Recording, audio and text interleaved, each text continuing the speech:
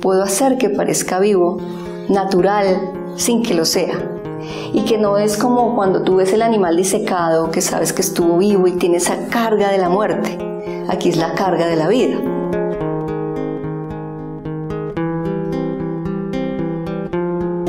Ahora me encanta decir que soy artista artesana. La línea que sale del grafito es la línea que también son todas estas fibras de la lana, ¿no? Cuando la hilan, o sea, yo no la hilo, no la trabajo desde el hilado, pero es una línea, ¿no? Una línea que construye. Y cuando yo agarro todo este material y lo miro en un microscopio, lo que voy a ver son puras líneas.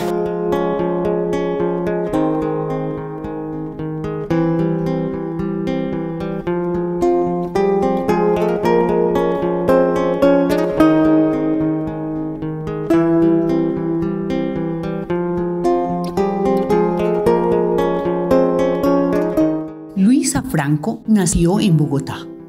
Desde muy niña se enamoró del dibujo, las formas y los colores. Sus exploraciones en estos campos se inclinaron hacia la figuración y la representación del cuerpo en relación con el mundo de la infancia, ubicando a la naturaleza como protagonista. El juego, sus maravillas y descubrimientos, los primeros asombros junto a la pérdida de la inocencia y el choque con el adulto racional se muestran en sus primeras series donde asistimos a estas realidades vueltas presencia. Bueno, hoy estamos con la pintora y artista Luisa Franco. Ella es una artista bogotana que hemos invitado a que haga parte de la serie Vida y Obra de Artistas de aquí de Ediciones Desde Abajo y Da TV Desde Abajo. Luisa, bienvenida. Buenos días, Carlos. Muchísimas gracias por la invitación. La verdad me parece un espacio muy valioso para poder compartir lo que estoy haciendo, lo que he sido. Un ejercicio bien importante, ¿no? Bueno, pues mi formación académica comienza en la Academia Superior de Artes de Bogotá, que luego sería ahora lo que es la Facultad de la Universidad Distrital. Y allí pues haría toda la parte de pregrado en artes. ¿En la ASAP? En la ASAP. En la ASAP. Sí. Y allí pues estaría en esta formación durante 5 años, que fue como el tiempo. Luego de ese tiempo yo tuve como una pausa, digamos, derivada un poco de todos estos procesos académicos. Y estuve un tiempo dedicada a la docencia. Y en ese tiempo luego ya, que fueron como unos 8 años, vuelve a surgir como esa necesidad de buscar nuevamente el espacio académico y me voy a viajar a Argentina, a Buenos Aires, y allí hago una especialización en el IUNA, que es el Instituto Universitario Nacional de las Artes, donde hago una especialización en medios y tecnologías de la producción pictórica. Vuelvo a Colombia. Empiezo pues a mover un poco la obra, estuve en la Gilberto Alzate Avendaño, en algunos eventos de arte al paso y avanzo nuevamente ya más de la mano la parte de docencia, creación, y tengo luego mi propio espacio. Formé como un espacio, una pequeña academia que se llamaba Alegoría, y allí dicto talleres de manera personal y con otros artistas a diferentes públicos, ¿no? Niños y adultos. Y también como en una creación, digamos, de espacios de reflexión, hacíamos dibujo de modelo, bueno, muchas cosas.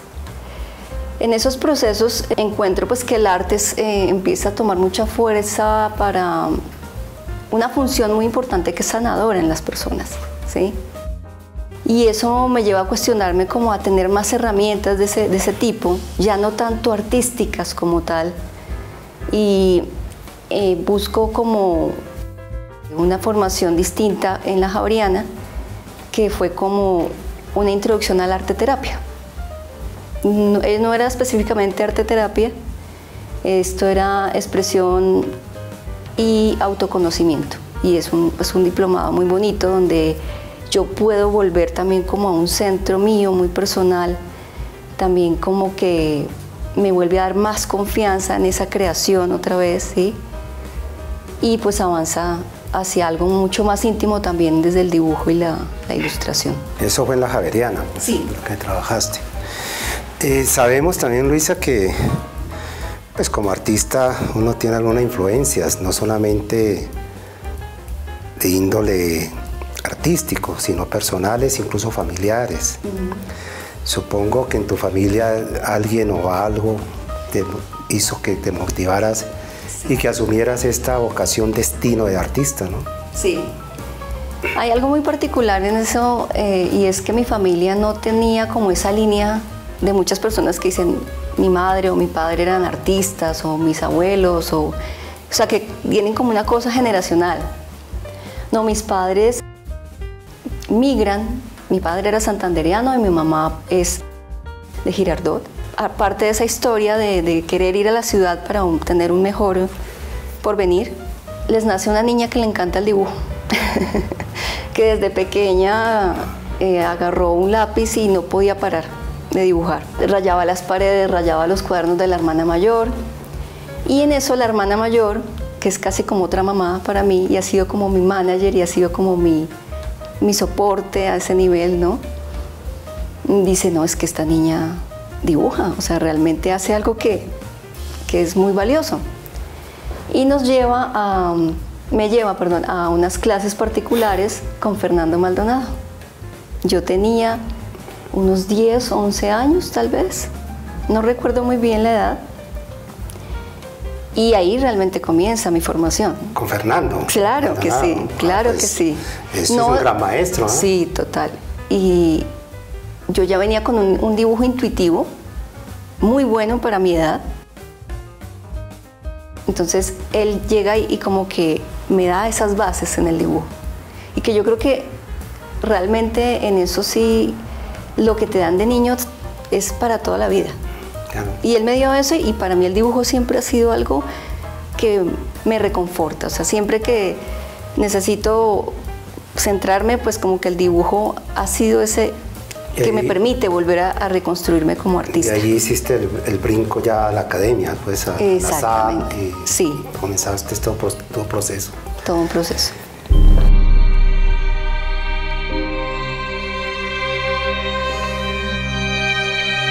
Descubrir lo que está oculto, lo que no vemos en primera instancia, lo que se ausenta pero que vive allí y que solo le falta una mirada atenta de artista para mostrarlo ante otras superficies.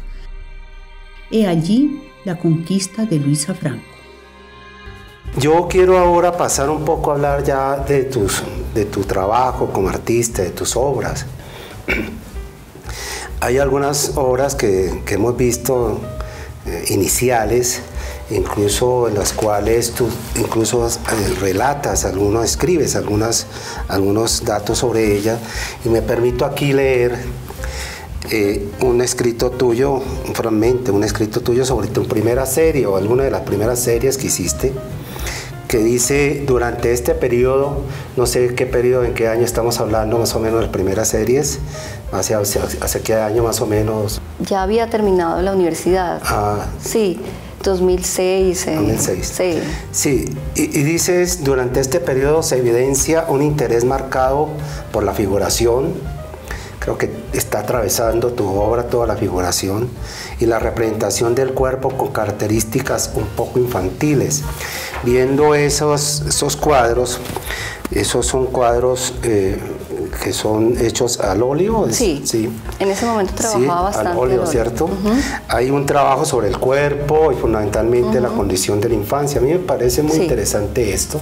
Me parece que nos puedes ampliar un poco sobre qué motivó a llegar a ese trabajo sobre el cuerpo y la infancia, y sobre todo una condición que también veo que es como un trabajo del cuerpo, de infancia, y sobre todo como unos espacios geométricos también veo allí, que hay como unos espacios también tratando de hacer algo geométrico, como abstracto, pero figurativo, una fusión. Esta búsqueda entre lo infantil viene como muy ligada a esa sensación de pérdida personal que para mí fue muy importante, perder la infancia pero no desde un evento trágico, ¿no? Sino desde ese evento racional que a todos nos atraviesa y que es ese punto en el que tú ves el mundo y dices, ya no soy un niño.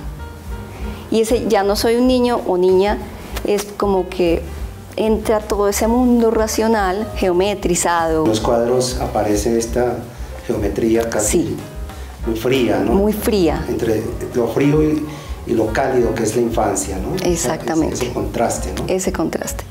Y esa pérdida de la naturaleza.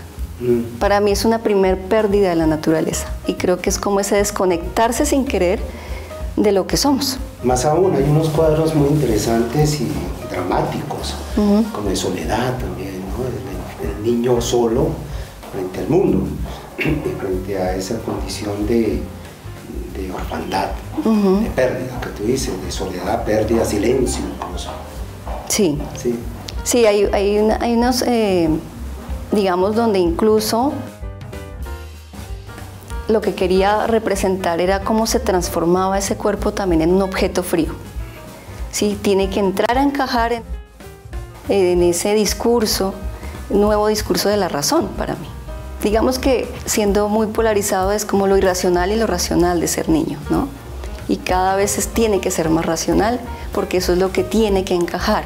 Efectivamente ya cuando yo entiendo eso que está pasando con mi obra, encuentro que cuando eres niño esa pérdida también está muy marcada por la educación, ¿sí? Entonces encuentro algo muy interesante en las imágenes de los libros con los que uno aprende, donde hay estas ilustraciones pequeñitas que te muestran el corte de una célula, el interior de una mitocondria. Y yo me pongo a pensar, yo nunca he visto una mitocondria, no tengo ni idea qué es una mitocondria, pero yo tenía que aprenderme eso, ¿sí? Y que el aparato de Golgi y que los átomos, y es un mundo ensoñado realmente, es un mundo absurdo, porque yo no lo estoy viendo, pero entra a ser parte de todo ese bagaje como ser humano dentro del encajar en ese mundo racional, ¿sí? Y empiezo a jugar con las imágenes muy directamente, donde hago pues un inmenso corte de células sacado como estas ilustraciones de libros, pero encima de esto está una niña jugando como a la pelota, ¿sí? Entonces fue una serie realmente que a mí en lo personal me gustó mucho, porque descubrí como ese juego, ¿no? con la ilustración. Sí, es como la relación juego, infancia, asombro y ruptura y fragmentación, que lo que dices, ¿no? El niño fragmentado también, ¿no? Sí.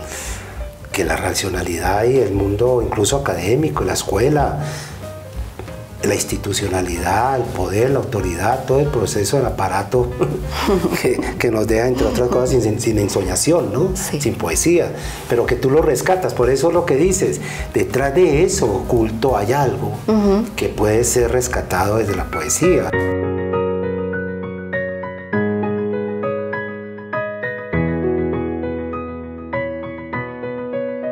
Con estas premisas llega a la ilustración, donde fusiona el mundo animal, la naturaleza, lo lúdico. Reinventa los libros didácticos infantiles de biología y de cuentos, presentándolos como libros de artista, donde lo maravilloso y lo fantástico afloran. Surge para embrujarnos de nuevo con sus hechizos. En un momento de tu trabajo, Luisa, abordas la ilustración, y esa ilustración, por supuesto, lo fusionas con el mundo animal, como entre el juego, el animal. ¿Cómo llegas a ello? Sí, imágenes para un mundo real, sí. En este momento ya yo estoy en Argentina. Vengo con todo el proceso de estas ilustraciones didácticas, de la célula, de todo esto. Y avanzando un poco en eso encuentro como el tema del reino animal, ¿sí? Y como hay también ese absurdo, esa relación del ser humano en esa relación con lo animal, que también se niega, ¿no? Que también se modifica. Y en el caso de los niños, a veces es absurda también, ¿no? Entonces hay unas imágenes donde juego con el niño disfrazado de un conejo, y está inmerso en una serie de imágenes que hablan de ese conejo desde el punto de vista biológico, ¿no? Diseccionado, como analizado. Otra vez este tema como de lo racional y lo irracional, y cómo podemos aceptar el hecho de vernos disfrazados como un animal sin entender al animal, algo así, sin entender la naturaleza. Siempre he estado como en ese discurso de que esa ruptura con la naturaleza para el ser humano es algo muy importante, que diría yo es la gran problemática hoy en día, esa desconexión con la naturaleza. Y se centra muchísimo en la ilustración, porque yo venía como de pintar y me gustaban un poco los formatos grandes, pero viviendo allí en Argentina tenía un espacio muy pequeño, y vuelve el dibujo a ser ese elemento que no importa dónde estés, lo puedes hacer. Yo tenía una mesa muy pequeña en un hostel donde vivía, y en esa me senté a trabajar. Intenté hacer una pintura grande, me sentí como sin espacio, como dije, pero ¿por qué tengo que insistir en que tiene que ser el cuadro, no? Volvamos a lo que soy, volvamos a dibujar, y me senté y empezaron como este tema ya de la ilustración mucho más marcado. En ese sentido yo veo que también das otro salto, bueno, muy interesante, pero de la misma, siguiendo la misma línea, esa línea donde ahí se mantiene la relación con el mundo animal y con, por supuesto, con la condición ecológica, que también lo has dicho hoy. Es que trabajas con un libro de artistas, ¿no? Sí. A partir de los libros didácticos, y vuelve el mundo también, entre otras cosas, de la enseñanza, la infancia, el mundo animal. Fusionas en ese libro de artista todas estas exploraciones.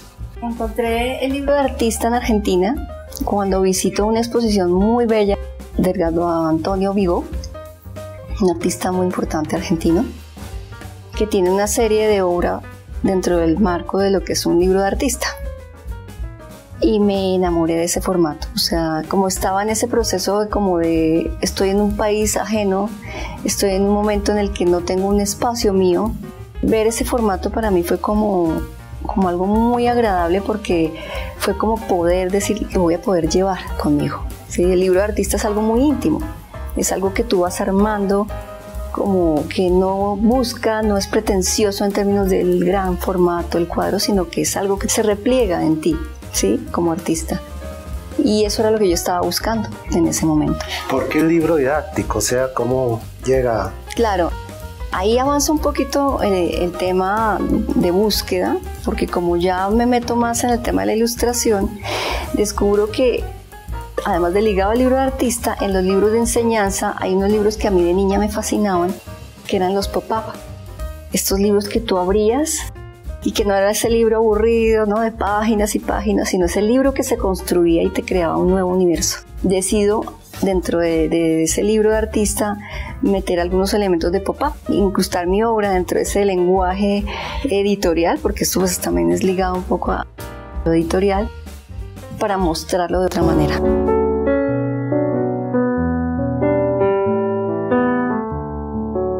Hilandera de dibujos se llama a sí misma esta artista. Con ello, quiere sintetizar sus actuales búsquedas y conquistas, jugando y trabajando con un material como lo es el fieltro agujado, un medio que le exige explorar en la técnica del tejer y del zurcir en un material noble como es la lana. Hablo del hilar dibujos precisamente porque vengo de esa línea del dibujo. Casualmente un día vi en internet algo que parecía muy real pero no lo era, y lo hacían con un material que yo no entendía qué era, y empiezo como a investigar, descubro el fieltro agujado o needle felting, que se conoce pues más en otros países, y son como una forma de esculpir la lana. Y empiezo como a investigar cómo funciona, empiezo como que me obsesiono con tratar de entender cómo funciona, y descubro una técnica impresionante, un material noble y maravilloso con el que se hacen cosas increíbles, es decir, desde bidimensional, tridimensional.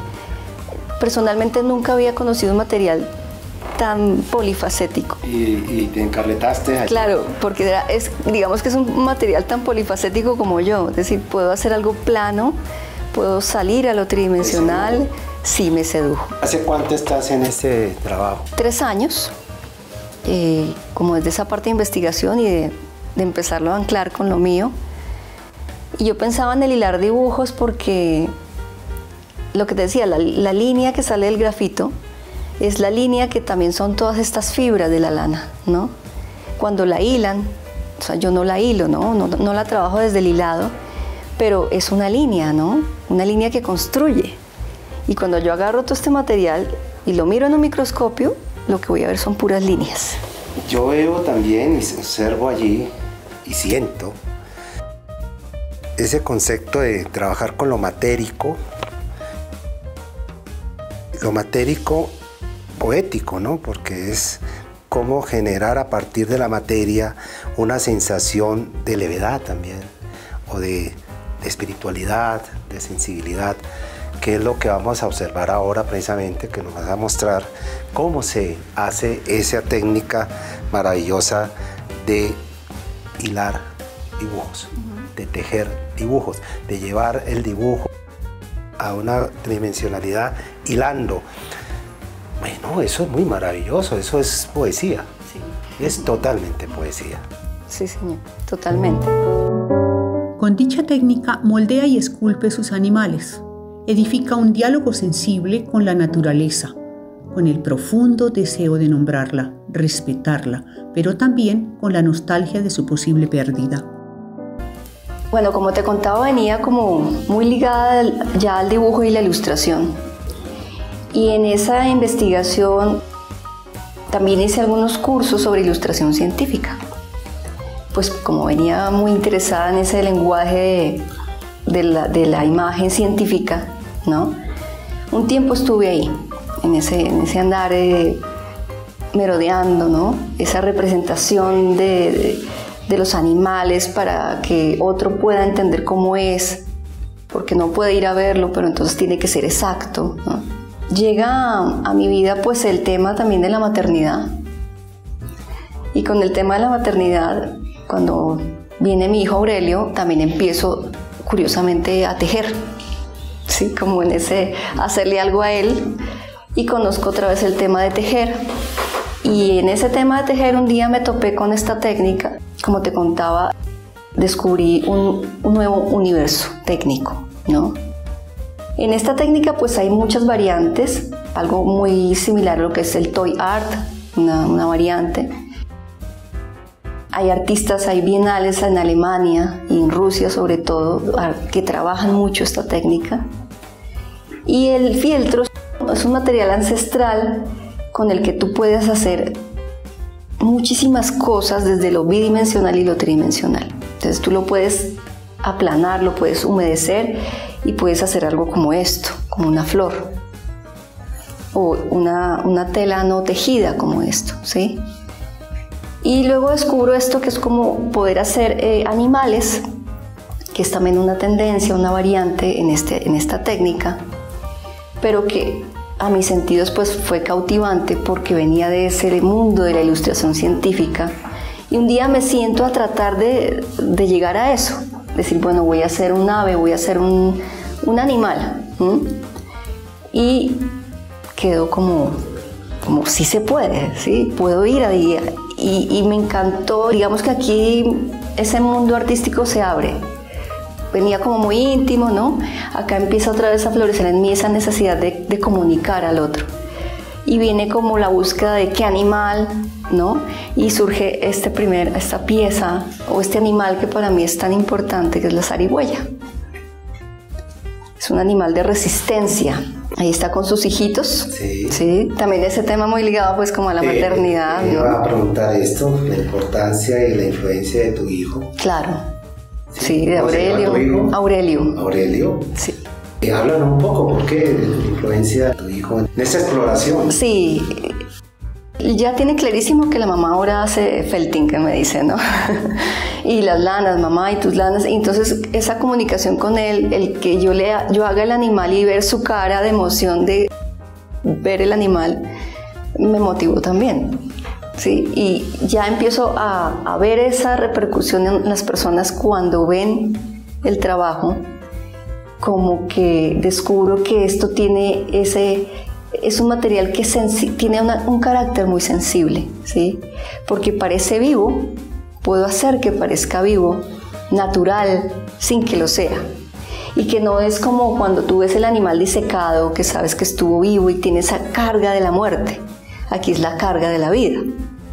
Entonces es como reivindicar al animal, es como conectar a las personas con algo natural, un material noble, y pues también por todo lo que se está viviendo en este momento, sentir que con esto yo puedo dar un mensaje más ligado a la educación ambiental.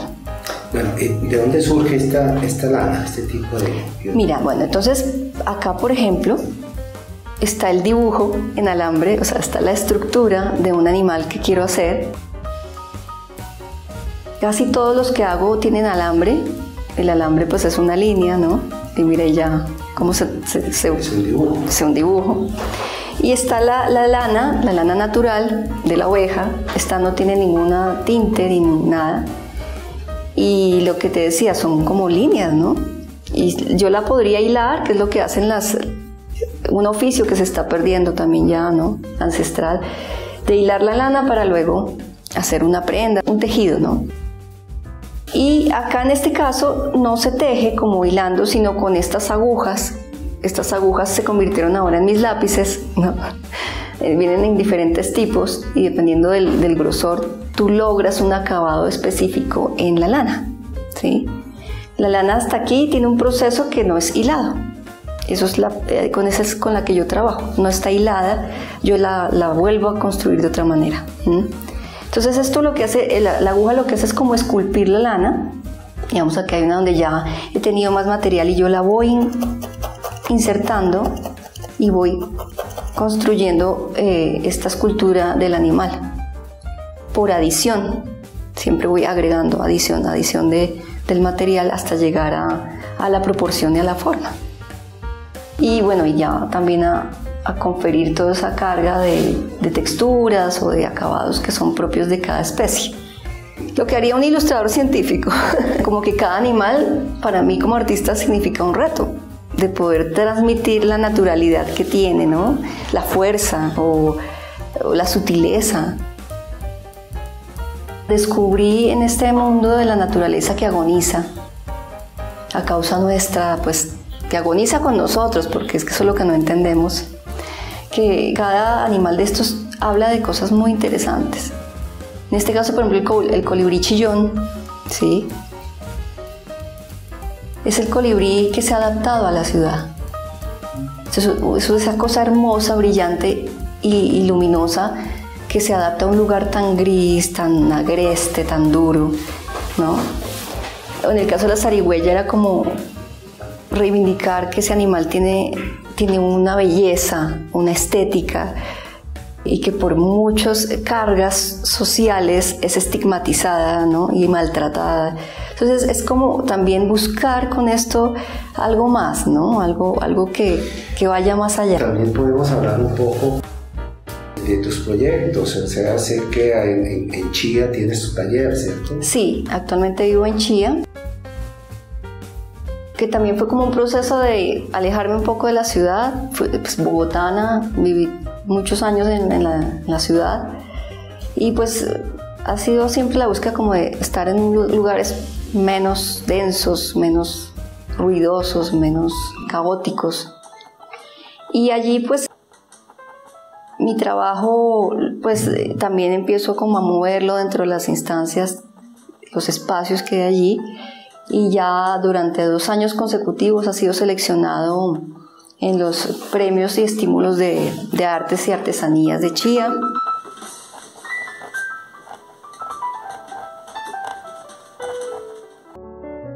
Artista artesana, hilandera de tiempos, de vivencias, de ambientes. Luisa Franco ha edificado una metáfora poética de la vida y del arte, con una carga de conciencia ecológica, activa, en defensa de nuestro ecosistema y de esta nuestra única casa terrestre. Hay algo muy interesante con esta técnica y que yo creo que también ha sido un debate siempre en el arte, es el tema del oficio, ¿no? De lo artesanal y de lo artístico. Esa línea delgada que tiene mi trabajo ahí en esos dos puntos y que a mí personalmente me encanta. Ahora me encanta decir que soy artista artesana. O sea, como que volví a pensar en que eso, si tú lo miras, depende de cómo lo mires, pues la artesanía tiene una fuerza y una carga estética y una importancia artística también grandísima, ¿no? Porque además llega y comunica de una manera casi más directa y eficiente de lo que puede a veces lograrse con otras instancias del arte, ¿no? Actualmente pues hay proyectos en los que ya ha ido evolucionando esto, haciendo piezas específicamente para reservas. Aquí hay unas figuras de protección ambiental que se llaman las reservas de la sociedad civil. Y tuve la gran fortuna de tener un pedido de una pieza de un animal que es poco visto, del que no se conoce mucho, y la reserva ha podido con esta pieza ir a los colegios y a las veredas para mostrarlo y para que aprendan a respetarlo. O sea, sin tener que coger el animal y encerrarlo y tenerlo ahí para que las personas lo vean, tienen un modelo lo más cercano para sentir esa cercanía, ¿no? Bueno, muchas gracias. Gracias, Carlos. Por estar con nosotros. Muy agradecida con este espacio, con este ejercicio de reflexión. También ha sido muy bonito para mí poder hacer este ejercicio de reflexión de lo que ha sido mi obra y realmente entender que como artista sí existe eso, ¿no? Hay cosas que lo persiguen a uno toda la vida y en eso anda uno rondando y rondando. No importa en qué medio, en qué vuelven y salen, ¿no? No solamente es un oficio, el arte, sino un destino, ¿no? Un destino. Muchas gracias. A ti.